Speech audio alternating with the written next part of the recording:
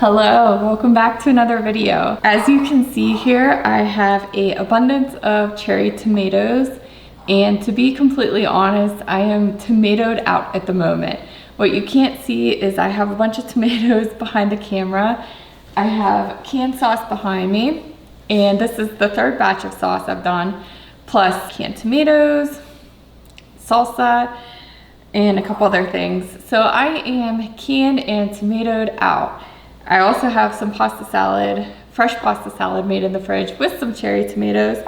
So needless to say, I need a break from tomatoes.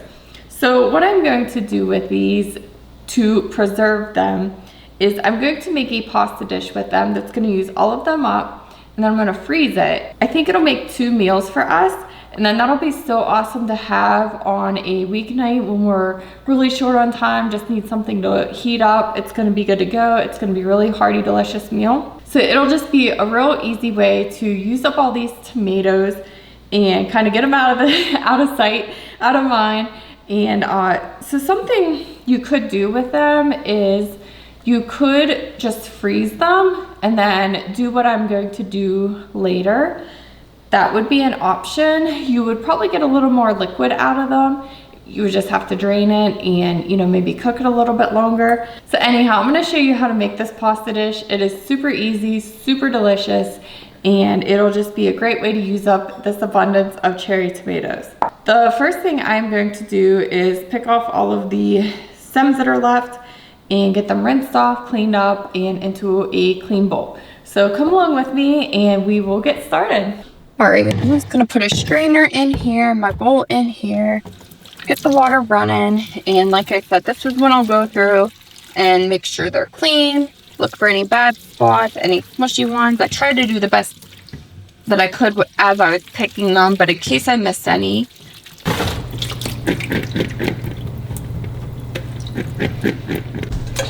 While I am here, I'm going to go ahead and get hot water going for the pasta.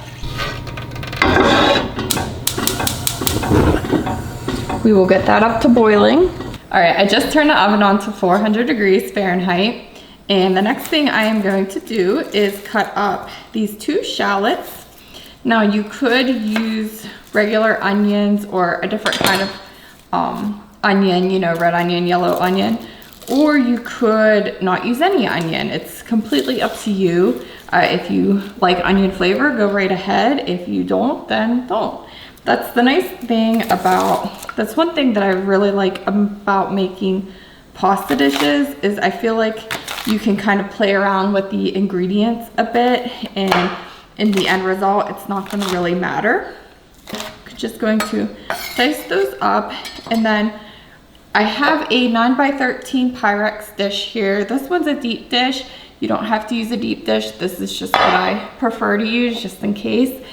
And I'm just gonna put some olive oil in the bottom of it to coat, to get us started. And I'll probably I'll go ahead and add a little bit more, and then I'm probably gonna add a little bit more once we get everything in there. But we'll just go ahead and get this diced up.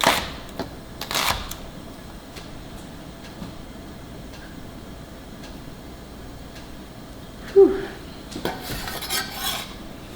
These onions are getting to me a little bit. All right. Okay, so we got our shallot in there. The next thing I'm going to do is go ahead and put our tomatoes in that we just cleaned. And I'm going to drizzle a little bit more olive oil on them. And then I'm just going to give them a stir, make sure everything's well coated. Now the olive oil is going to essentially also become part of the sauce. So feel free to use a lot. I would use anywhere from a 1/4 cup up to a 1/3. I am probably going to add, I'm probably closer to like an 1/8 right now. So I'm gonna wash my hands and I'm gonna add just a little bit more on top here. All right, so we're gonna go ahead and add a little bit more oil. All right, and I feel good about that. That's probably about a 1/4 cup total. And then Italian seasoning, about a tablespoon.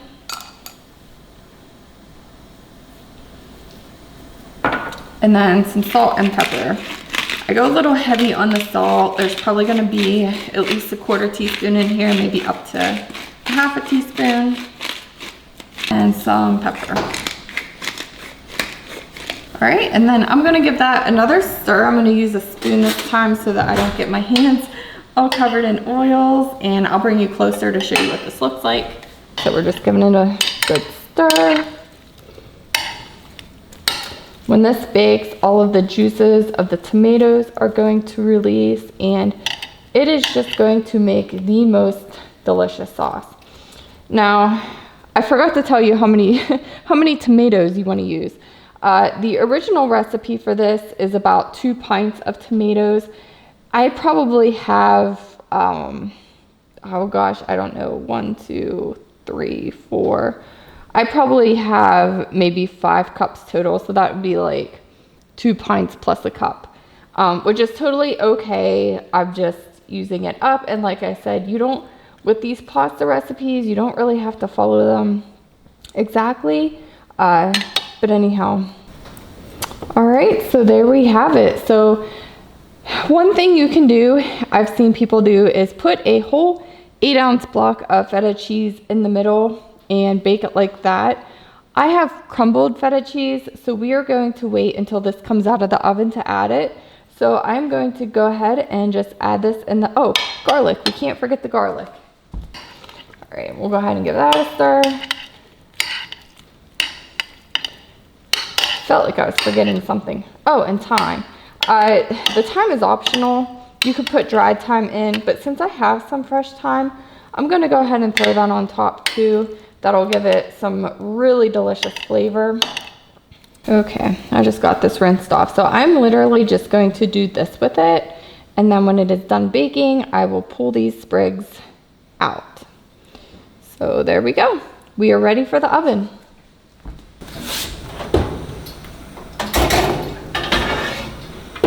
All right, we're gonna let that bake for a ½ hour, and in the meantime, get the pasta cooked, and we will go from there. This is the kind of pasta I am using. I am using it because it is whole grain. I was hoping I could find an organic whole grain pasta. I could not, so this is what we are going with today. But these are just regular penne noodles. Of course, you can substitute this with macaroni noodles, ziti noodles, bow tie, I mean, whatever you'd like as far as noodles go, have at it. This is just what I'm using. This is a 16-ounce box. This will probably be enough because I'm using quite a bit of extra cherry tomatoes. If the bottom of my pan was just covered in tomatoes and there wasn't really many extra on top of it, I would definitely not make a full box of pasta. I would probably do maybe like 12 ounces worth of pasta, but because I have more cherry tomatoes, I'm gonna use all of this. And in my experience with Barilla, whatever the box says is usually about how long it takes. So this says 9 to 10 minutes, so we will check on this in 9 minutes. And we'll go ahead and give that a good stir and put some salt in it. We'll give that a good stir, and then I like to put salt in my pasta water.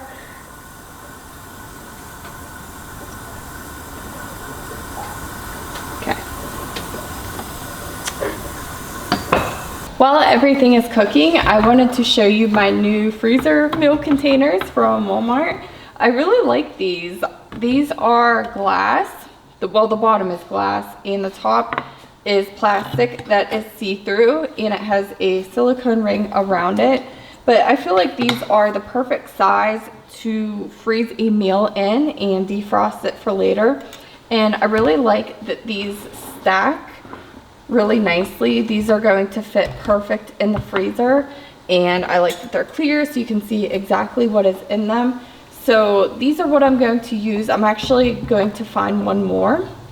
And then I think these will just be like my freezer meal containers that I go through and use. And then, you know, when I get down to 3, I'll think, okay, I need to make some more freezer meals to stock up and load up on for the days that we need them. But yeah, I'm always excited to share whenever I find something new that's fun and I like. These are freezer safe. And the bottom part is microwave safe, dishwasher safe. The top you can, it says top rack, and you can put the bottom part in the oven too. It says up to 450, and these are a 10 cup size. I'll put a link for these in the description. If the link doesn't work, then the product is probably no longer available. But as of August 2025, that's when I got these. They should still be in stock. Oops. Something I forgot to mention is because I am ultimately making this to freeze it, it's definitely important to make sure to cook just until al dente, because whenever it defrosts, it's going to be liquidy in my experience with freezing pasta. So the more al dente it is, the better, because then the al dente pasta will kind of soak up that extra juice from when it defrosts, and it'll turn out perfectly. So we are done cooking. I'm gonna go ahead and strain it.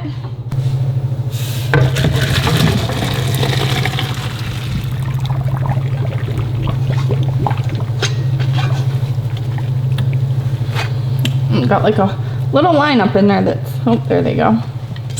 Stuck to the pot. There we go. One more.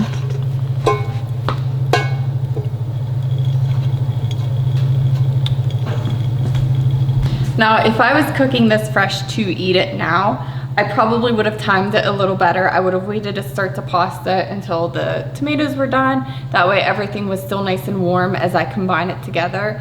But since I'm just making it to freeze it, it doesn't have to be really hot whenever I go to combine it all and finish it. So just something to keep in mind if you are making this to eat immediately.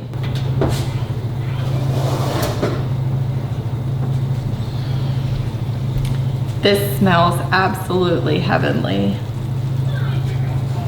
All right, now that these are done baking, the first thing I'm going to do is pull off the little sprigs of thyme that we put on. If some leaves fall off, that is totally fine. We could even go through and kind of help break some off. That'll leave a lot of the flavor in there. We just don't want any little sprigs in there. All right, I'm gonna go ahead and throw these away. And then we got a bigger spoon, and the next thing I'm going to do is put the feta cheese in. I have 8 ounces here, and we are just going to dump that in and give it a good stir.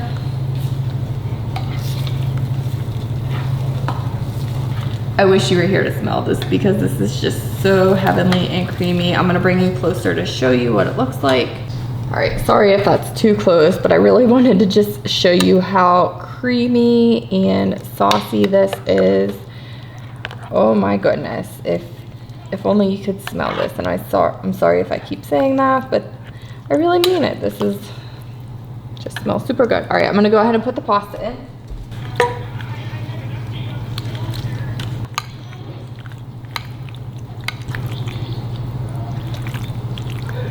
I would say that's pretty stirred up. So I am going to get a little bowl, and we need to give this a try. It's going to be hard to just freeze all of this. I might reserve a little bit for dinner tonight, because how can I not? Hopefully it's not too crazy hot yet.